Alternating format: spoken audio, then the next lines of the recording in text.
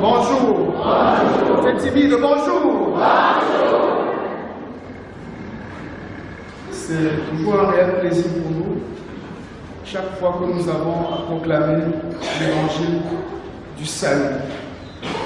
Et cela a plus forte raison quand nous sommes devant un auditoire comme celui-ci. Et je tiens à dire merci au collège de pasteurs de cette communauté, au premier rang desquels notre ami et parrain de mariage, le révérend Bacodem. Et je dis également merci à tous ces autres collègues, notre promotionnaire, le pasteur Ouma, et notre bien-aimé frère, l'évangéliste Paul. Je tiens également à dire à l'Assemblée que chaque fois que je suis ici, je me sens redevable. Redevable parce que je suis sur le gisement d'or de Bamenti. Je l'ai toujours dit, Bamenti est un gisement d'or. Et j'ai eu la grâce de tirer mon lingot d'or ici. Donc, il est souvent dit qu'à des moments, il y a des personnes qui sont assises au bord de l'eau et qui se lavent le visage avec la salive. Parce qu'ils ne sont pas conscients de la richesse dans laquelle ils sont assis. En tout cas, les gens viendront d'ailleurs se servir. Bien-aimés dans le Seigneur, ce matin, le Seigneur a penché notre cœur vers l'épître de Paul aux Philippiens, qui est un des textes proposés par le calendrier. Et quand nous abordons ce passage, déjà, nous nous rendons compte que l'épître de Paul aux Philippiens est une épître que Paul adresse à la communauté de Philippe. La communauté de Philippe, qui est une communauté qu'il a créée pendant son deuxième voyage missionnaire. Alors, persécuté à cause de l'évangile qu'il prêche, Paul se retrouve en prison. Et étant en prison, Paul ne prie pas pour que Dieu le fasse sortir de prison. Se retrouvant en prison, Paul exale le meilleur de ses parties. Les épîtres les plus poignantes de Paul sont les épîtres de captivité, les épîtres qu'il a écrites pendant qu'il était en prison. Quelqu'un d'entre eux se serait lamenté et se serait apitoyé sur son sort. Mais souvenons-nous que le même Paul dira: toutes choses concourent bien de ceux qui aiment Dieu et qui sont appelés selon son dessein. Paul n'a jamais prié, n'a jamais demandé qu'on prie pour lui afin qu'il sorte de prison.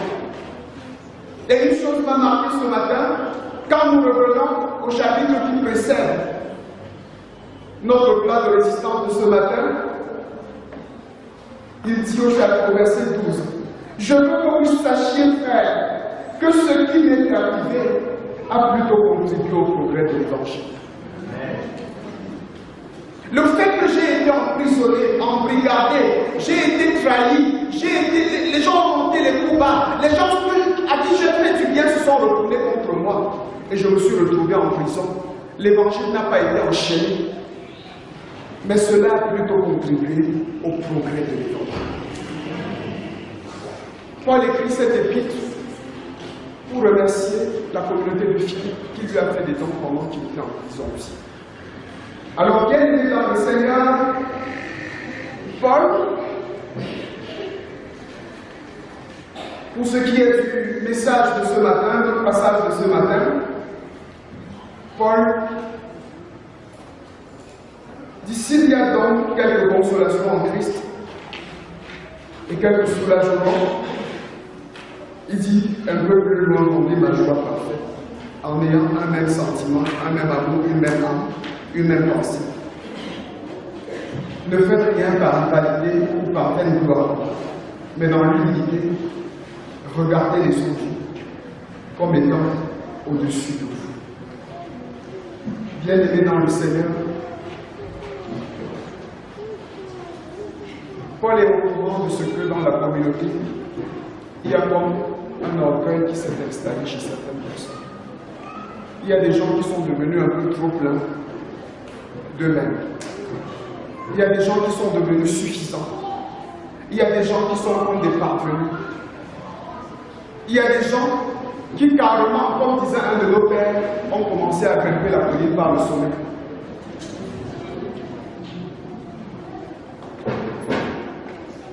Et Paul le dit,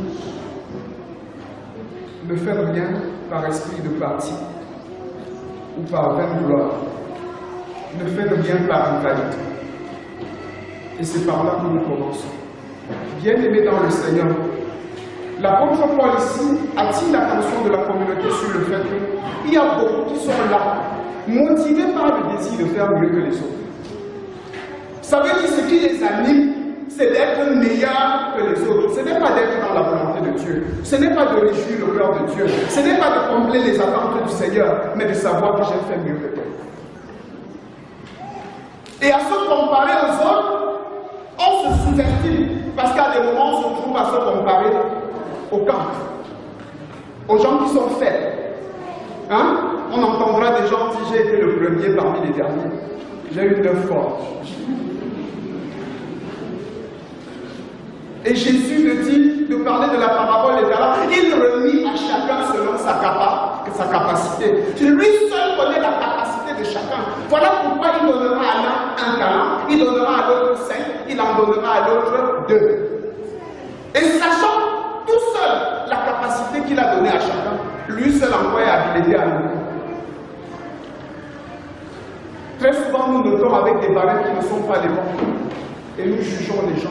Nous les détruisons. Alors, bien aimé dans le Seigneur, l'apôtre Paul insiste. Il attire l'attention de la communauté dessus. Ne faites rien par rivalité. Très souvent, nous envoyons l'enfant à l'école pour qu'il aille être le premier. Et parce qu'il veut être le premier, il adopte un comportement pour écraser les autres. On va voir quelqu'un au babillard. Il a bien travaillé, mais il voit la montre qu'elle a. Tu le vois tellement dépassé.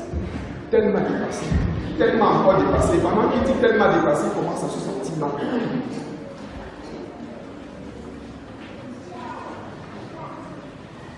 C'est bien d'encourager les gens à se donner pour être meilleurs, à se donner pour bien travailler, mais pas à se comparer aux autres. Parce que se comparer aux autres nous amène soit à être complexé, complexe de supériorité ou complexe d'infériorité.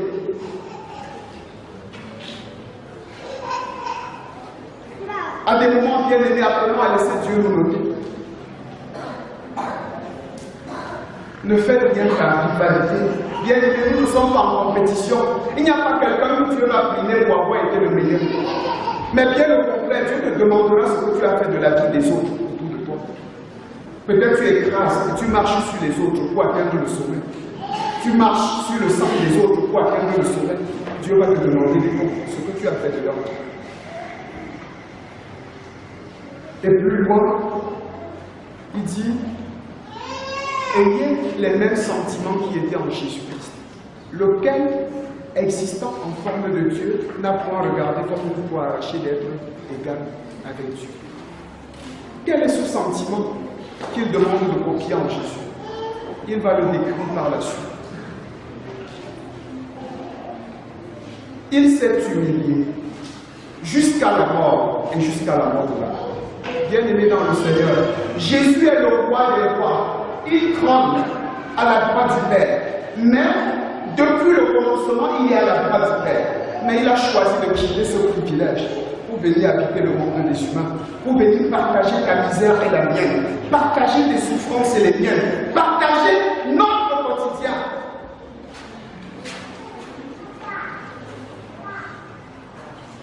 Et pour entrer dans le monde, on commence par la crèche. Et j'aime mon traducteur de l'autre côté qui aime bien dire là où on met la nourriture du corps. Vous savez qu'il s'est identifié au plus pauvre. Mais cela n'enlève rien à la dignité qu'il porte. Il s'est identifié à la classe sociale la plus basse. Comme dit il ne vient pas seulement pour les riches, mais il vient aussi pour les pauvres, les rejeter, les laisser pour compte. Ceux-là qu'on a abandonnés. Et pendant que je parle, il y a quelqu'un ici qui me regarde, à qui on a dit, au lieu d'accoucher un enfant comme celui-ci, j'aurais mieux fait de lancer un poisson. J'aurais mieux fait de planter un bananier. Jésus vient pour ceux-là qui sont pécheurs. Ceux-là dont la vie ne compte pas. Alors, bien aimé dans le Seigneur, il est descendu aussi bas. Jésus a accepté de venir jouer au football avec nous. De venir brûler le camping avec force. Mais cela n'enlève rien à sa dignité. Il a fallu qu'il descende. Et parce que Jésus est descendu, la Bible nous dit que le grand Jean-Baptiste était respecté. Les gens venaient de partout pour le rencontrer au désert. Mais le grand Jean-Baptiste, pendant que les gens l'exaltaient, lui il a dit, pendant que vous me regardez, vous m'admirez, il vient après moi quelqu'un de plus grand. Je ne suis pas digne de délier en me descendre la courroie de ses souliers.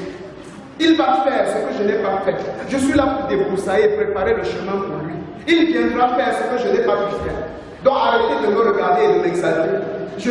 Avec moi, vous n'avez plus que les allumettes. Avec lui, vous verrez le feu. Bien-aimé dans le Seigneur, l'apôtre Paul ici insiste dans son message à la communauté de Corinthe dans ce chapitre sur la question d'humilité. Bien-aimé, il va dire, dans l'humilité, regardez les autres comme étant au-dessus. Et pendant que nous parlons, il y a des gens dans la maison de Dieu qui savent qu'ils ne servent à rien. Ils savent qu'ils sont des chiens. Ils savent qu'on les a mis de côté. Ils savent qu'ils sont venus accompagner les autres. Ils savent que leur vie ne compte pas. Mais l'apôtre Paul dit, dans l'humilité, regardez les autres comme étant au-dessus de vous. C'est dire que chacun d'entre vous est une valeur. Peu importe la famille de laquelle tu vis. Peu importe le nom de tes parents. Peu importe le genre de misère dans laquelle tu vis. Tu es une valeur aux yeux de Dieu. Voilà ce que Dieu dit de toi.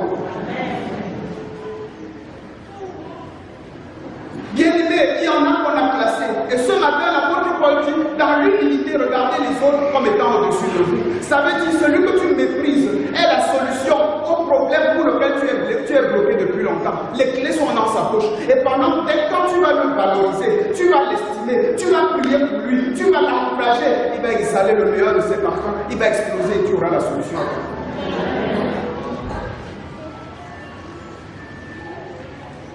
Bien aimé, que le fois avons-nous méprisé la solution à nos problèmes? Parce que ça vient sous une forme que nous ne voyons pas. Nous avons les regards tournés quelque part, mais la solution est à côté. Mais comme c'est quelqu'un que nous méprisons, comme c'est quelqu'un que nous n'estimons pas, comme c'est quelqu'un en qui, vraiment, dont nous ne vendons pas cher la peau, nous allons tourner en rond avec la solution à côté.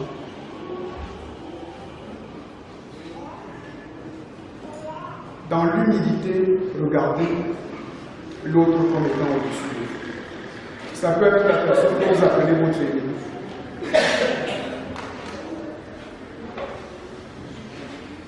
Je dis ça peut être la personne que vous appelez votre ennemi. Et l'ennemi de plusieurs, c'est leur épouse. Rien de bon ne peut sortir de chez elle. Qu'est-ce qui de bon peut venir de l'autre côté?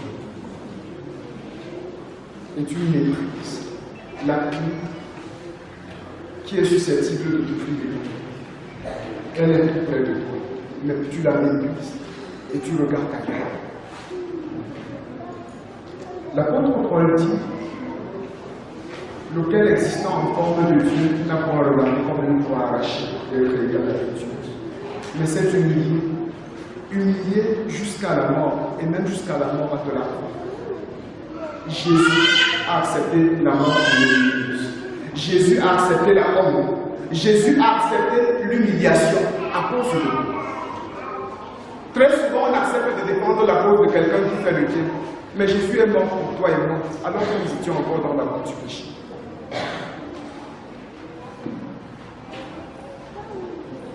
Et accepter la croix, c'est accepter la honte. Parce que la croix était vue chez les Romains comme étant le lieu d'opprobre. La honte, de mourir à la croix, c'était une honte. Bien-aimés dans le Seigneur, ce matin, à travers ce message dans lequel l'apôtre Paul attire l'attention de la communauté de Philippe sur les dégâts de l'orgueil, les dégâts de l'orgueil. Il y a quelque chose de fort que Dieu a caché dans l'humilité. Et pendant que l'apôtre Paul nous amène à explorer le champ de l'humilité, bien-aimés dans le Seigneur, nous voulons dire, il y a des personnes qui, pour peu qu'on leur a tendu le micro un jour, ils sont devenus méconnaissants. Il y a des personnes à qui Dieu a donné un ministère puissant, mais le ministère est mort dans l'œuf. Parce que le petit test que Dieu leur a fait, ils ont trouvé qu'ils sont trop importants, ils sont devenus indispensables. Ils ont l'impression que sans eux, rien ne peut marcher. Et tu vas voir, leur démarche a changé. Même la façon de parler a changé. La façon de regarder les autres. On regarde les autres comme les animaux. On est en train de piétiner pour passer. Pourquoi? Parce qu'on a eu la grâce. On a eu la grâce de recevoir un talent, un don de la part de Dieu. Mais on se comporte comme si on avait acheté. On se comporte comme si on a mérité. C'est un don de Dieu. Et parce que c'est un don de Dieu, il dit vous avez reçu gratuitement, donné gratuitement. Bien-aimés, nous connaissons, nous avons la grâce de faire dans le monde de la gauche. Et nous avons vu des enfants qu'on a tués dans leur donnant avant le temps. L'apôtre Paul dira ailleurs qu'on ne doit pas confier les responsabilités aux jeunes convertis, de peur qu'enflés d'orgueil. Bien-aimés, il y a des gens qu'on a tués en leur donnant des responsabilités quand ils n'étaient pas temps.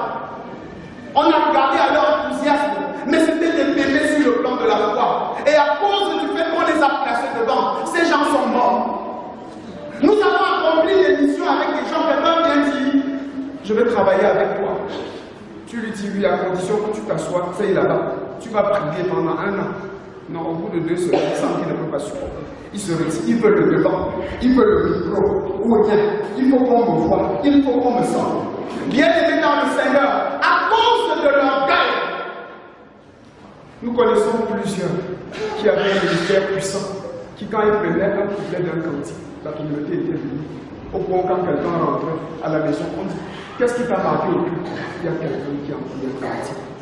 J'ai été venu, j'ai vu mes chaînes s'écrouler, j'ai vu ma vie changer. Mais si toi, on a commencé à les acclamer, et elles ont commencé à considérer les acclamations plus que la mission. Je laisse.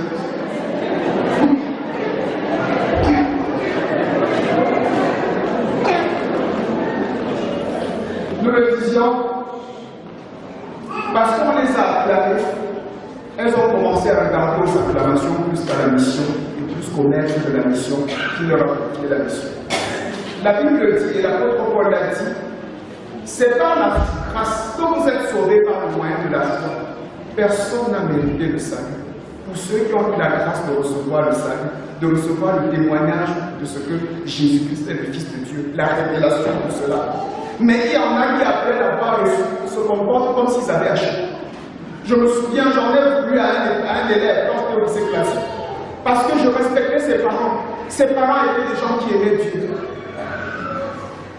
Et quand j'ai eu la grâce de connaître le Seigneur, alors j'étais dans cette classe, je lui en ai voulu parce que j'ai dit, comment pouvait-il connaître quelque chose d'aussi bien caché? Jusqu'au jour où j'ai fait le CJ avec, je me suis rendu compte qu'il n'a jamais connu Jésus, bien qu'il ait des parents comme cela, et que je lui en voulais connaître. Pourquoi? Le fait de marcher avec des gens qui connaissent Dieu, le fait de vivre avec des gens qui connaissent Dieu, le fait d'être dans une famille des parents qui craignent Dieu, ça ne nous fait pas le salut automatiquement. Le salut, c'est l'émanation de la grâce de Dieu. Et voilà pourquoi, l'ayant reçu, nous devons être remplis de compassion pour les autres. Prier pour que ce même salut arrive chez les autres. Nous n'avons pas le droit de mépriser les autres. Si un jour tu as méprisé quelqu'un à cause du salut que tu as reçu, sache que tu es passé à côté.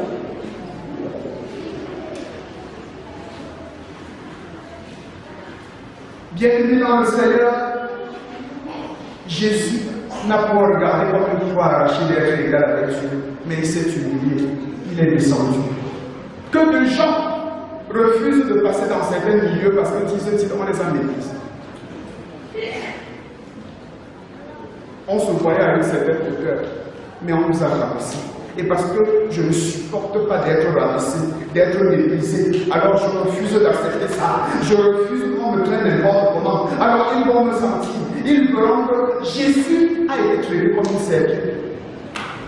Jésus est allé. C'est parce qu'on ne comprend pas ce que veut dire aller à la croix. C'est la honte. Jésus a accepté la honte pour toi et moi. Et la Bible dit, pendant que Jésus était à la croix, il y avait des brigands à côté de lui. J'ai vu des parents.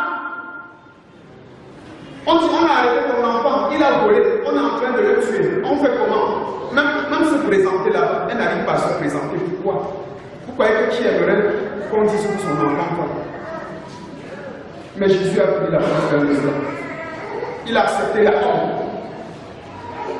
Il a accepté de prendre sur lui la honte et la mienne. Alors bien aimé, je parle à quelqu'un qui depuis quelque temps estime qu'elle a été méprisée, estime qu'elle est chosifiée. Jésus lui aussi a été chosifié, mais il n'en a pas fait un problème, parce qu'il ne faisait aucun cas de sa vie. Sa vie ne comptait plus. Ce qui comptait pour lui, c'était les autres, le salut des autres. Jésus n'est pas venu afin qu'on lui accorde de l'importance, mais il est venu afin qu'on l'écoute et qu'on prenne au sérieux le message qu'il prêche.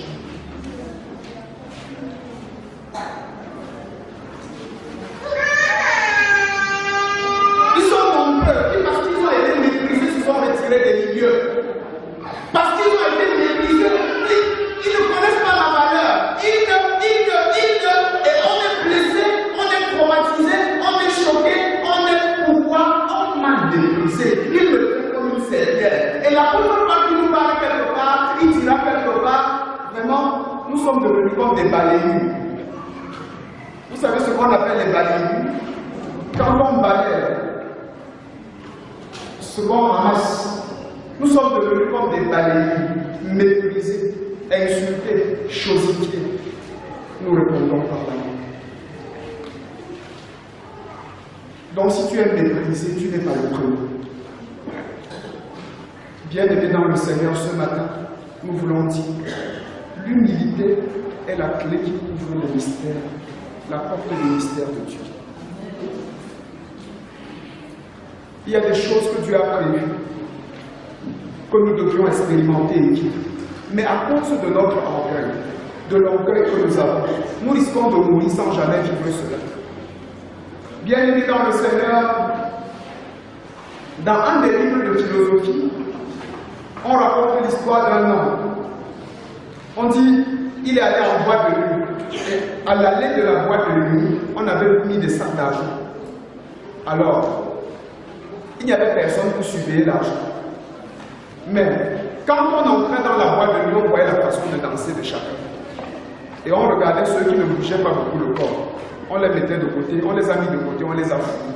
On s'est rendu compte que ceux qui ne bougeaient pas s'étaient remplis de pièces. Et ça fait qu'avec ça, ils ne pouvaient pas remuer le corps d'en bas. Bien aimés dans le Seigneur, il y en a qui, à cause de leur trop plein d'orgueil, alors que Dieu nous appelle à marcher dans l'humilité, ils sont arrivés. On les appelle les parvenus. Ils sont dans le triomphalisme. Alors que Dieu nous appelle au militantisme. Il faut payer le prix pour se rapprocher de l'Éternel. Il faut payer le prix pour entrer dans les mystères de l'Éternel. La vie est en humiliation, mais c'est la même racine. Très souvent, les deux se rencontrent. Il faut accepter d'être humilié. Il faut accepter d'être humilié pour le nom de Jésus. Ne nous faisons pas humilier, mais supportons l'humiliation.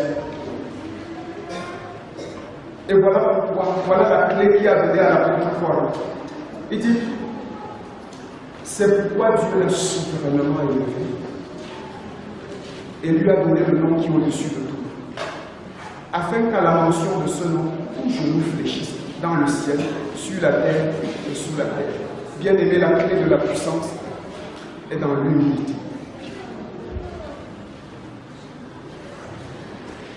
La clé de la percée est dans l'humilité. La clé de l'ascension est dans l'humilité. Il y a des choses auxquelles tu n'auras jamais à faire. Parce que tu es sur ton piédestal. Ce matin, l'Éternel veut que tu descends. Peut-être ce sont tes galons, tu es agi par tes galons, ton palmarès. Hein? Tu es prêt à citer ce que tu as eu à faire dans la maison de Dieu. tu le cites aux hommes. Mais est-ce que Dieu lui voit ce que tu vois? Bien-aimé dans le Seigneur, c'est pourquoi Dieu l'a souverainement élevé et lui a donné le nom qui est au-dessus de tout nom, afin qu'à la mention de ce nom, tout genou fléchisse. Bien-aimé dans le Seigneur, à travers ce passage et à travers ce message, l'Éternel peut te conférer l'autorité. L'autorité qui est celui. L'autorité, je ne sais pas si c'est un autorité ou une autorité, qui est celle des enfants de Dieu. Bien-aimé dans le Seigneur, c'est pourquoi Dieu l'a souverainement élevé. Ce matin, le Seigneur veut partager cette gloire avec toi. Il a été exalté et il a été glorifié. À cause de quoi? Il a accepté de descendre de son piédestal. Il a accepté de vivre les insultes, de vivre les moqueries, de vivre la souffrance. Et bien-aimé dans le Seigneur, une des choses que Jésus a accepté, il est allé au saut du baptême. Il a accepté d'être baptisé par nous. Je connais des gens qui sont déjà trop grands, qui ne peuvent pas s'humilier devant un autre homme.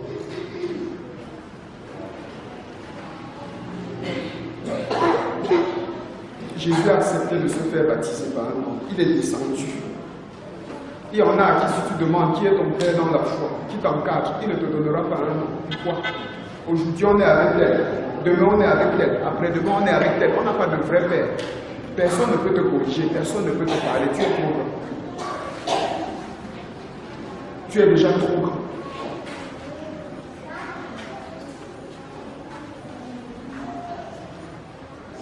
Bien-aimé dans le Seigneur, ce matin, Dieu veut restaurer l'autorité dans la vie de quelqu'un. Et il te dit la clé est dans l'humilité. Dieu veut restaurer son autorité dans la vie de quelqu'un. Lui qui dit, tout pouvoir m'a été donné dans le ciel et sur la terre. Est-ce que quelqu'un peut le dire avec moi? Tout pouvoir m'a été donné dans le ciel et sur la terre. Tout pouvoir m'a été donné dans le ciel et sur la terre. Est-ce que tu crois ce que tu dis? Ou tu le dis parce que je te dis de le dire? Ce matin, le Seigneur veut te conférer cette autorité. Bien-aimé dans le Seigneur, l'Église a perdu sa puissance. L'Église a perdu son autorité. Voilà pourquoi l'État peut nous mépriser, alors que l'Église a la conscience de nous.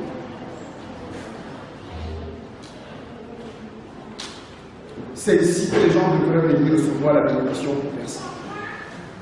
Mais les chrétiens sont là, ils ne sont pas conscients de ce qui est disposé, ce qui est disponible pour eux. Alors, bien-aimé dans le Seigneur, ce matin, le Seigneur voudrait te conférer ce dont tu auras besoin pour percer. Non pas ce dont tu auras besoin pour écraser les autres. Il veut que tu t'humilies. Le Seigneur veut que tu t'humilies, il te veut plus aimer. Il veut que tu descendes de ton trône. Il veut que tu descendes de ton piédestal. Il veut que tu descendes de tes galons. Il veut que tu descendes de tes anciennes gloires. Surtout qu'il dit, l'humilité précède la gloire et l'orgueil précède la chute. Si on commence à trop vous acclamer, sentez que la chute est plus. Je dis, si on commence à trop vous acclamer, sentez que la chute, elle n'est plus loin, elle est proche. Bien-aimés dans le Seigneur, Dieu nous appelle à nous unir. Et c'est pourquoi avec Jacques, humiliez-vous sous sa puissante main. Et il vous élèvera au temps, le temps de l'élévation arrivera. Il ne vous dit pas de vous élever, humiliez, vous allez passer par des moments de souffrance, ce sera compliqué. Mais acceptez la souffrance. C'est dur, acceptez-la, acceptez l'humiliation, acceptez d'être chosifié. L'élévation arrive. Mais ça arrive au temps de Dieu, comme notre temps. Bien-aimés dans le Seigneur, Dieu cherche les gens qui acceptent de descendre de leur piédestal. Dieu cherche des gens qui acceptent de laisser tomber leur âme. Que Dieu bénisse en nous l'écoute de sa parole. Amen.